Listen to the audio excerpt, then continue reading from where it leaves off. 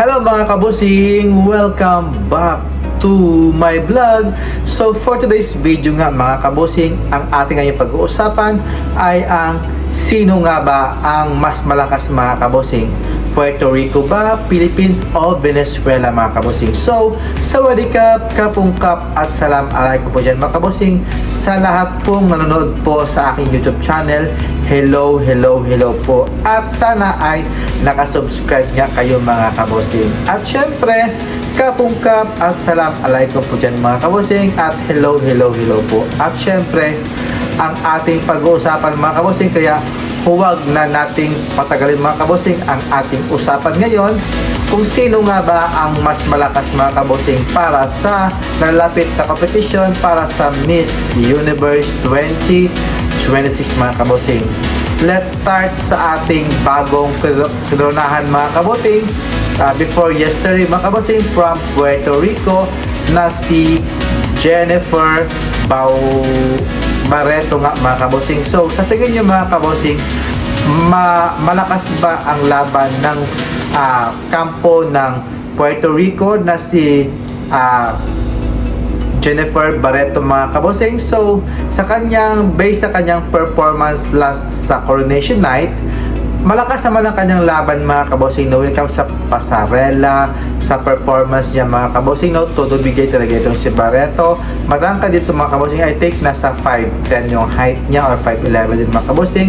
Yung kanyang katawan okay na okay, pero hindi siya masyadong mahaba yung legs niya mga kabosing, unlike kay Bia mga kabosing na ang haba tingnan ng kanyang mga bias at yung kanyang legs niya mga kabosing. Pero itong si Puerto Rico na si Jennifer Barreto, okay naman yung kanyang katawan, pero yung kanyang face, maganda rin siya mga kabosing no, pwede rin itong mag-face card din niya mga kabosing. At syempre, baka maka-top 5 niya itong si Jennifer Barreto ng Puerto Rico. At syempre, ayan, malakas din ngayon ang pambato ng Puerto Rico mga kabosing, dahil sa nakita na nila yung mga pambato ng bawat countries nga mga kabosing. Kaya pipiliin din nila yung malakas at syempre yung panghatak na sa masa at syempre sa pwedeng makipagsabayan sa beauty and brain nga mga kabosing. At syempre ito ay may anak na nga mga kabosing at syempre married na nga siya mga kabosing. Kaya ayun, sa tingin nyo mga kabosing, may laban ba ito si Puerto Rico? Please comment down below. At syempre, dadako naman tayo mga kabosing sa pambato ng Venezuela na kung saan ito para siyang manika din mga kabosing. Yung kanyang hair, blondie, ayan. Pero yung kanyang face, sobrang pretty niya mga kabosing. At yung kanyang katawan, hindi masyadong payat, normal lang din. Pero lumalaban siya mga kabosing sa pagandahan at pasiksihan ng mga kabosing. Pero sa kanyang pasarela, hindi ko masyadong na-appreciate kasi once na nakita ko yung pasarela niya, hindi masyadong plakado mga kabosing no? Parang something stiff pa mga kabosing, kaya hindi pa talang na-improve. Pero I'm sure makapasok ko sa top 5 o sa top 10 niya mga kabosing itong pambato ng Venezuela na si Clara Vegas nga mga kabosing. Kaya pasok na pasok sa akin itong si Venezuela. Kaya yun.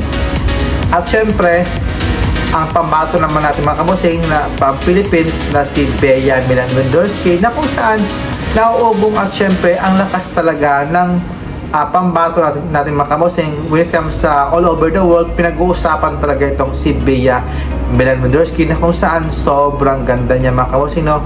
Matangkad din siya, yung kanyang pasarela okay na okay, yung kanyang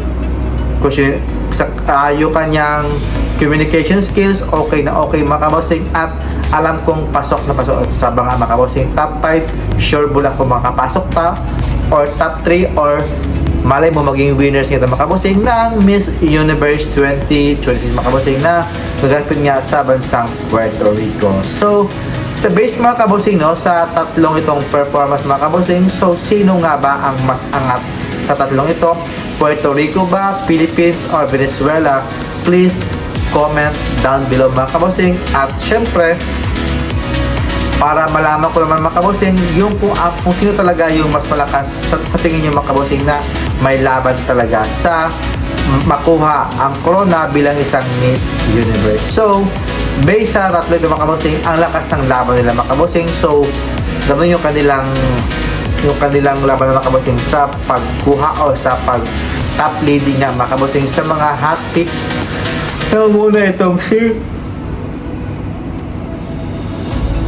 when it comes sa hot picks mga kabosing, no, si Bea pa rin talaga ang nangunguna sa mga wishlist nga mga kabosing. Nasundan ito ni Puerto Rico, ni Venezuela mga kabosing. Sila talaga ang top 3 at syempre sa Thailand, waiting pa tayo kung sino talaga ang kanilang makukunahan bilang isang Miss Universe Thailand. So antay pa tayo ng mga ilang weeks mga kabosing para malaman natin kung sino ang pambato ng Thailand. Kasi sa Myanmar meron na, sa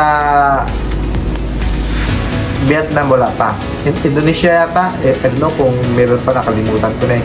Basta yung tatlo talaga ang mas malakas, Puerto Rico, Philippines, and Venezuela.